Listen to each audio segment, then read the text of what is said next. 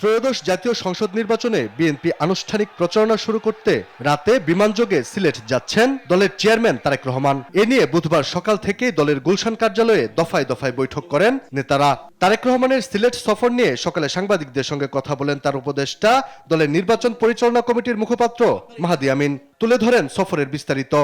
BNP chairman জনাব তারেক রহমান সেটি শুরু করতে যাচ্ছেন সিলেট সফরের মধ্য দিয়ে।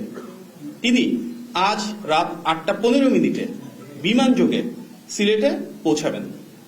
গভীর রাতে হযরত শাহজালাল রহমতুল্লাহি আলাইহি সাল্লাল্লাহু আলাইহি ওয়াসাল্লামের মাজার জিয়ারত করবেন এবং আগামীকাল সকালে সিলেট আলিয়া মাদ্রাসা মাঠে নির্বাচনী সমাবেশে যোগদান করবেন। এখনো বিএনপির 92 জন বিদ্রোহী প্রার্থী নির্বাচনের মাঠে রয়েছেন। মাহাদি আমিন জানান তাদেরকে বসাতে আরেক দফায় বৈঠক হবে।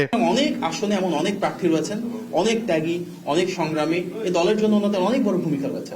হয়তো কারো কারো ভিতর সে অনুভূতি রয়েছে যে নমিনেশনটা তিনি পেতে পারতেন।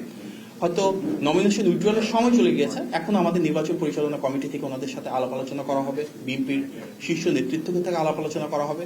তারপরে যদি কেউ থাকেন নির্বাচনী মাঠে অবশ্যই দল থেকে সাংগঠনিক ব্যবস্থা নেওয়া হবে। গণভোটের প্রচারে বিএনপি হা ভোটের পক্ষে থাকবে বলেও জানান মাহাদি আমিন। আমরা কিন্তু সবাইকে বলেছি যে নির্বাচনী প্রচারণায় আমরা হ্যাঁ ভোটের পক্ষে অবস্থান নিব। জুলাই চার্টারে অর্থাৎ কনসেনসাস কমিশন বা জাতীয় ঐক্যমত্য কমিশনে বিএনপির যে অবস্থান ছিল, আমরা সে অনুযায়ী কিছু জায়গায় আমাদের নোট অফ ডিসেন্ট ছিল, সেটাকে ধারণ করে এবং গণ অভ্যুত্থানে আমরা দেখেছি যে মূল আকাঙ্ক্ষা ছিল রাষ্ট্র কাঠামো মেরামতের একটা পরিবর্তন করা, এমন একটা সরকার ব্যবস্থা করা যেটা স্বচ্ছ থাকবে, জবাবদিহিমূলক থাকবে। সবার আগে এই কাজগুলো তো বিএনপি করেছে। তারেক রহমানের সিলেট সফর সঙ্গী হচ্ছেন দলের ত্যাগী নেতারা।